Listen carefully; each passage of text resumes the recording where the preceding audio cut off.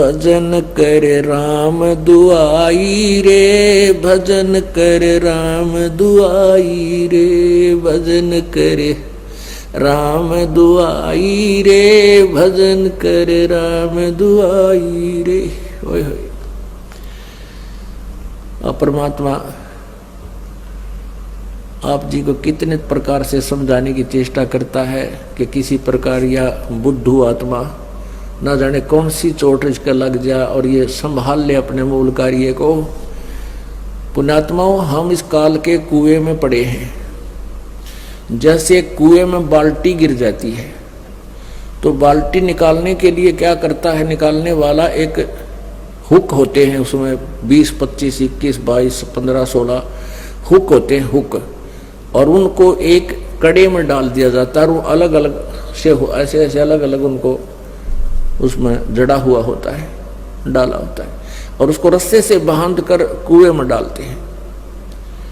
वो एक कड़ा भी डाल सकता था, नहीं, ज्यादा कड़े इसलिए, ज्यादा हुक इसलिए डाले गए ना जाने कौन से में उलझ जा।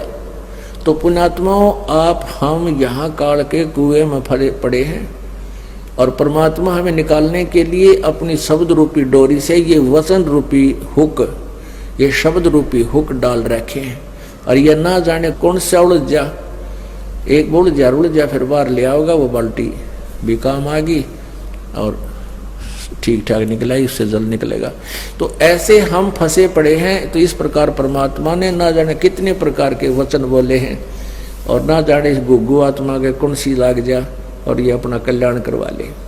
क्या कहते हैं, भजन कर राम दुहाई रे, भजन कर राम दुहाई रे। तेरी दुर्गति हो जाएगी, कुत्ता बनेगा, खाज लगेगी, शर में कीड़े पड़ेंगे, कितना कुतिया बने, गधा बने, गधी बने, क्या दुर्गति होगी आपकी।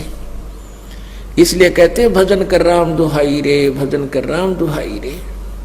और जन्म अनमोली तुझे दिया नरदेही पाई रे, कितना अनमोल जन्म तुझे दे रखे, मनुष्य शरीर तुझे प्राप्त है। मनुष्य जीवन केवल परमात्मा प्राप्ति के लिए है, बाकी तो संतानोत्पत्ति, इनके अंदर ममता मोह, अपने पेट के लिए भ्रमणा भटकना, ये आम प्राणी करता है। पशु भी करते हैं, पक्षी भी करते हैं।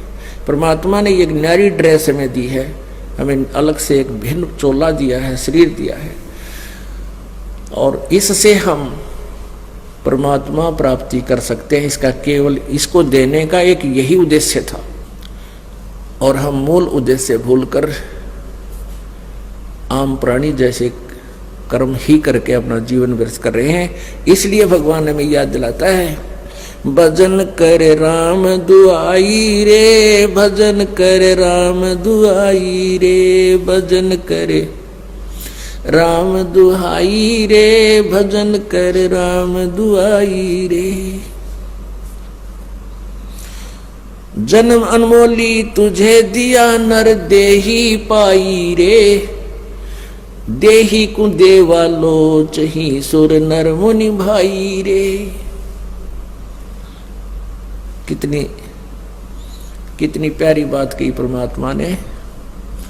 कहते हैं इस मानव शरीर को देवता भी तड़फ रहे हैं। देवता लोगों को उस समय पता लगता है जब ये वहां पहुंच जाते हैं, जो यहाँ भक्ति जैसी कि इनको ऊपर देव पद प्राप्त होता है।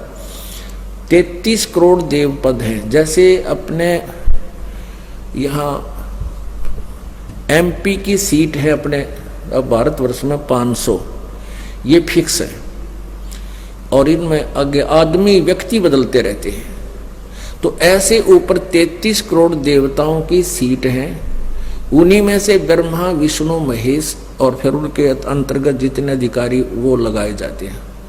वरुण है ये जल का देवता, कुबेर है ये धन का देवता, वित्त मंत्री। तो कहते 33 करोड़ देवता हैं। उनको वहां जाने के बाद पता चलता है कि तुम्हारा ये पुण्य क्षीण होगा, और पुण्य क्षीण होने के बाद तुम्हारी मृत्यु भी होगी, तुम्हें नरक भी जाना होगा। फिर उनको याद आती है कि ये ऐसी कैसी बनी, हमने तो भक्ति की थी। तो वो फिर आपस में विचार विमर्श करते हैं। भाई वेदों में लिखा है कि तत्वदर्शी संत की खोज करो, तत्वदर्शी संत से पूछो परमात्मा के बारे में। हमें वो तत्वदर्शी संत नहीं मिले। तो वो क्या बात कहते हैं, भगवान हमें अब की बार जब मनुष्य शरीर मिल जाएगा, एक बार मनुष्य शरीर मिले, हम पूर्ण परमात्मा की भक्ति तत्वदर्शी संत की खोज करके करेंगे, हमारे साथ तो धोखा हो गया। जैसे कई भाई बहन मजबूरी व्यवस्था के अंदर आकर सोच लेते हैं हम खुदकशी कर ले, आत्महत्या कर लेते हैं, हमें दुख दूर हो जाएगा। नहीं, आत्महत्या करने से दुख दूर नहीं हो सकता। ये शरीर तो दूर हो सकता है, विष खा लेने से, फांसी लगा लेने से शरीर तो नष्ट कर दिया आपने, लेकिन दुख तनों का नहीं रहेगा। फिर गधा बन गए, गधा बन गया जाते लट्ठम लट्ठा, फिर बता के सुख होया। तो इसका सुख यही होगा कि आप सत भक्ति करो, आपके संकट का भी निवारण होगा, वर्तमान में भी आपको राहत मिलेगी, फिर आगे। तो कहते इस देही को देवा लोचते सुर नर मुनि भाई रे, सनकादिक नारद रटे चहु वेदा गाई रे, भक्ति करे भवजल तेरे पर सतगुरु शरणाई रे। कहते हैं सभी सनक सनंदन, ये 4 पुत्र है ब्रह्मा के, छोटी आयु के, इनकी आयु रहती है इसी एज में रहती है 5 वर्ष की आयु के, लेकिन आयु के विद्वान बहुत माने जाते हैं। कहते हैं ये तुम्हारे सनक सनंदन भी भक्ति कर रहे हैं, और 4 वेदों में भी यही कहा गया है कि भक्ति करो, लेकिन सतगुरु शरणाई रे, यानी तत्वदर्शी संत की शरण में जाकर भक्ति करो, तब तुम्हारा मोक्ष होगा। सनकादिक नारद रटे 4 वेदा गाई रे, भक्ति करे भवजल तेरे पर सतगुरु शरणाई रे। सतगुरु तत्वदर्शी संत की शरण में आने से ही तुम्हें पूर्ण लाभ होगा, भक्ति का लाभ मिलेगा। मिर्गा कठिन कठोर है कौ कांडे काई रे, कस्तूरी है नाभि में ये बाहर भरमाई रे। एक मृग के नाभि में परमात्मा की रजा होती है, गॉड गिवन, उसकी नाभि में सुंडी में कस्तूरी बन जाती है, और उसकी महक उसको अपने अंदर से आती है। वो घास जब चरता है, श्वास छोड़ता है, श्वास घास से टकरा के जमीन से फिर उसके वापस उसी के श्वास वापस लेता है, तो वो उसकी महक में, उसकी सुगंध में इतना मतवाला हो जाता है, वो सोचता है कि यहाँ पर है वो कस्तूरी की महक, यहाँ पर महक है। वो जहाँ भी दौड़ता है, सांस छोड़ता है, फिर लेता है, वो महक उसको साथ आ रही है। वो जहाँ भी देखता है कि यहाँ से आ रही है, तो यहाँ वो सुगंध है, वहाँ है वो सुगंध है, तो थक के गिर जाता है। थक के जब बैठ जाता है, तो फिर वो श्वास लेता है, तो वो महक उसको वहाँ भी आ रही है, क्योंकि वो उसके अंदर थी। तो परमात्मा कहते हैं कि ये मन रूपी मृग कभी तीर्थों में जाता है, कभी कावड़ लेने जाता है, कभी कहाँ जाता है, किसी मंदिर में जाता है, किसी मस्जिद में, किसी गुरुद्वारे में, ये सोचता है यहाँ भगवान है, यहाँ भगवान है। और वो उसकी कसक उसके अंदर ही थी, वह कसक जो पिछले पुण्य की कमाई थी वो उसके साथ थी, और वो उसको लिए फिर रही थी, उसको उठाए फिर रही थी।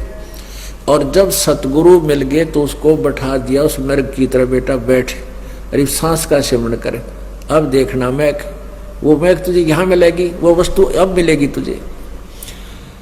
अब क्या बताते हैं भाई, जो गुरु बचन पे डट गे रकट गे फंद 84 के, कट गे फंद 84 के, रकट गे फंद 84 के। भाई जो गुरु बचन पे डट गे रकट गे फंद 84 के, वस्तु मिली ठोर की ठोर, मिट गई मन पापी की दौड़। वस्तु मिली ठोर की ठोर, मिट गई मन पापी की दौड़। ये भरम मिटे मथुरा काशी के, भरम मिटे मथुरा काशी के। भाई जो गुरु बचन पे डट गे रकट गे फंद 84 के। तो यहां परमात्मा कहते हैं कि ये मृगा कठिन कठोर है, कहो कहाँ डैक आई रे, कहाँ धक्के खाता है, कभी तीर्थों पे, कभी मथुरा में, कभी गया जी पे पिंड भगवान फंड करने। और कस्तूरी है नाभि में, ये बाहर बरमाई रे। राजा डूबे मान में, पंडित चतुराई रे। राजा लोगों में तो अभिमान हो जाता है, 4 सैनिक हो गए साथ में, बस ने सोचा तू कह